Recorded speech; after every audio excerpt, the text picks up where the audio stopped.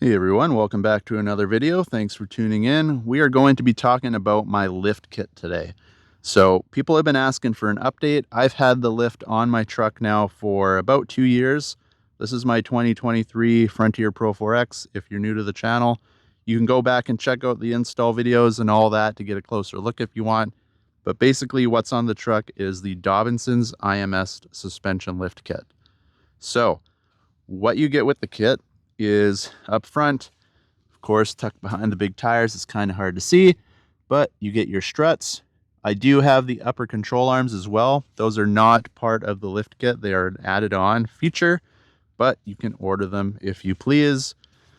Coming to the rear, again, you have their leaf springs, their shocks, and then myself, I got new bushings and hardware, plus the rear shackles, all Dobinsons. So the truck is sitting 100% on Dobinson suspension. Now again, this is the IMS kit. They do make what they call their MRR kit, where the shocks have the extra reservoir and you can adjust the stiffness. Mine can't do that. If you want the added feature, of course, it's going to be a little bit more pricey, but they do make it as well.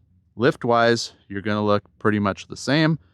You just have the ability to adjust it for comfort, not only on-road, but off-road if you're doing stuff like this as well. All right, now the biggest thing, if you're going to be ordering this kit, is Dobinsons makes a light, a medium, and a heavy-duty version of the same lift. So my truck is sitting on the heaviest they do. It's a 210-pound spring up front, and the leafs are 800 pounds in the rear. Reason I went with the heavy stuff, I knew I was going to do the bumper and the winch and that kind of stuff. And then, of course, in the back, we've got the tent and the rack. I'm going to be doing the rear bumper at some point.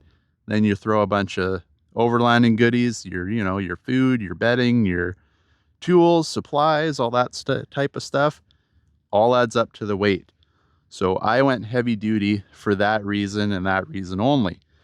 Now, if you're lifting your truck more for just looks, what you want to do is probably go with the lightest version or the medium version. If you think you're going to be doing a little bit of stuff here and there, do the medium version because you're going to get less of a stiff ride. Now, yes, the truck does have a little bit of a stiff ride. Driving just on the road, even with the heavy suspension like this, you don't notice it. It's when you're going over, say, a little speed bump or up a curb, like not driving over a curb, but up into a driveway where you get the little bump, where most cars would just kind of go, thunk, thunk over. You don't really notice it. With the heavy duty suspension, you definitely know it's there. It's not breaking your back or anything like that, but it is something to keep in mind.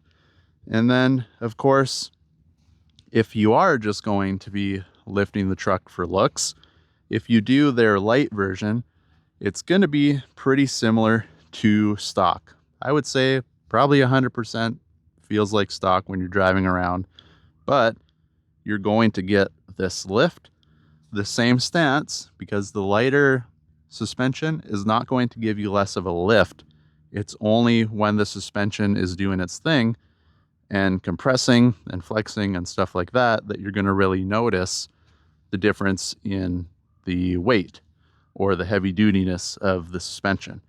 So again, if you want just a lift, maybe you're more of a mall crawler, or, coming up here, it's just a little forest service road. It's nothing crazy. You can do this kind of stuff even with the stock truck, but if you want the lift and to be able to do really light stuff like this, pick up their light version. If you're kind of mediocre, maybe you don't want to go full overland route and that type of stuff, extra couple pounds in the back while you're out having fun, go the medium.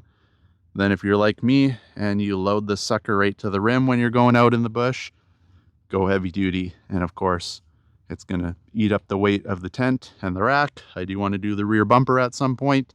So of course, that all adds up to the weight. Where if you get the lighter springs or leafs, you're going to start compressing with the weight and you're not going to have the same lift. Depending how you have it set up, you could be that way, you could be that way, whatever.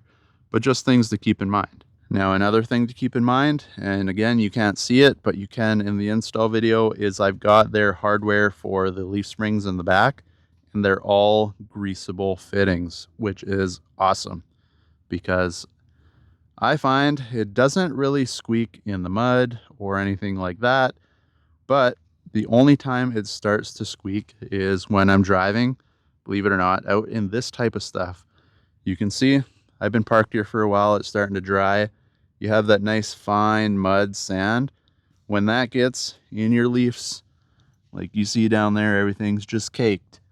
It gets in all the little nooks and crannies and it starts to squeak when you go over bumps and stuff. And that drives me absolutely bonkers. So the leaf springs, when I hit them with the pressure washer or the hose, for the most part, it gets it out. That part doesn't squeak, but the bushings do. It gets in the bushings and it just starts to drive me crazy. So now what I can do is when it starts to do that, you can climb underneath, throw your grease gun on it, give it a couple pumps, fill it up with some fresh grease. It'll pump out all the dirty crap that's in there. And, in 5 minutes of work underneath your truck, the squeak's gone and it's nice and quiet when you're driving around again. All right, so now just daily driving. Now, of course, with the lift, you're gonna feel a little bit different because you're higher up, but drivability wise, it feels the same as stock. When you're cruising down the highway, you don't know you're lifted, you don't know anything's there. It doesn't feel any different turning. It doesn't feel any different going straight. The only difference is you're a little bit higher. Now, of course, like I mentioned, if you hit something in the road, maybe a little pothole or whatever, there's a bump in the road, that's when you're going to feel it. It's going to be more of a crunch going over than a thump. So again, not enough that, your teeth aren't rattling inside or anything like that, but it is something to keep in mind. But for myself, like I said, you'll notice it for a day or two, obviously, because the whole truck is a little bit different. The stance is different. You're sitting differently. You notice you're up. But after cruising for a day or two, you get used to it. And other than hitting the bumps here and there, you're not going to ever know that you're lifted. It's all the same as it felt as a stock truck. And then finally, and probably one of the biggest, most important points of this is your choice of tires. Now, I have the Mickey Thompson Baja Bosses. They're 285 70/17 on my black Rhino chamber wheels, if you're going to ask, because I know some of you will. But these are the E-rated tires for the load. So they are super, super stiff. But having said that, they are also bulletproof. You air these suckers down a little bit. Out here, not a biggie. You're just on sand. But these things will go through mud. They'll go through ice. They'll go through snow. They'll go climb over any rocks or obstacles you have like they were not even there. These things are awesome. But that does come with a price. Not only are they heavy, these things are 65 pounds, I believe, each, but they also make it so that you have a very stiff ride, because when they're aired up normally, not only are you getting the extra compression from the heavy duty shocks and stuff, but the sidewall of these things on a day-to-day basis, they're built to go out and climb over rocks and battle the tough stuff.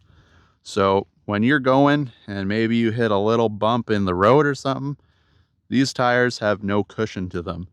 So again, with the heavy duty tires and the heavy duty suspension, when you hit something, you're going to thump over it instead of roll over it. It's not like you're hitting something and breaking anything, but it's definitely not a smooth ride when you're going over stuff like that.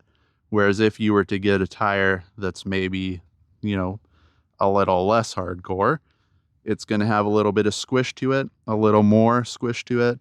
And again, the only thing is with the lighter rating or the lower rated tires for that type of stuff, if you do end up going off road and you hit a rock or whatever the case may be, chances are you're going to wreck the tire. You'll either get a flat, rip it off the rim, destroy it basically. but you do have to keep that in mind because it does change the whole dynamic of the truck when you're driving. Because, you know, if I was to fill these things with cement, not only are they heavy, but they're going to have no flex. So it's going to be like going over a rock with a rock. Whereas if you were to take these off and put a pillow on your rims, you're going to run over everything and not even know it's there.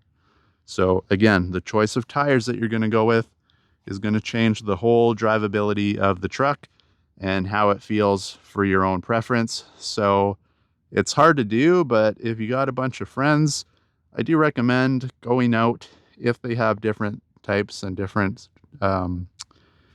manufacturers, set of tires. Maybe go out there and just go for a ride, see how it feels, because chances are what you're feeling isn't the suspension, it's the stiffness of the tires. So there you have it, guys, a quick little rundown to try to give you a little bit of an update on the suspension. And again, like I showed you in the video, there's a bunch of factors that go into it.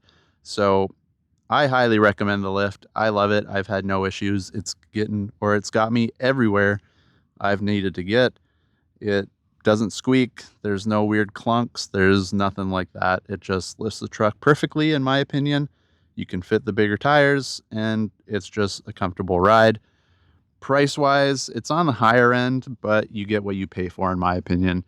And then, of course, the lift, because I know some of you are going to answer or ask, the lift is not going to really affect your gas mileage much, but your wheel and tire choice will. Like I mentioned, these tires are 65 pounds a piece. You add quite a bit of weight over the stock wheels. Not only are they bigger, they're wider, but they're heavier. And that's where your gas mileage is going to start to drop. With the added weight of the tires, the bumper, the tent, and all that stuff, that's what's going to kill your gas mileage. If you're wondering, my truck, as it sits right here, I'm getting between 14 and 16 miles per gallon. That's hand calculated. That's not listening to the truck, because if you know these trucks, the average and your fuel economy reading in there is 100% incorrect. So hand calculated, I'm getting between 14 and 16. So having said that, if you're around me and you want to go and take a boot in the truck, let me know. I'll take you for a ride. You can decide if you want to pick up Dobinsons suspension for yourself. But as for this video, hopefully it helped you out. You can go and check out the install videos if you want. I've got install videos for everything that's done on the truck so far. So stay tuned for that. Like and subscribe, and hopefully we catch you in another video.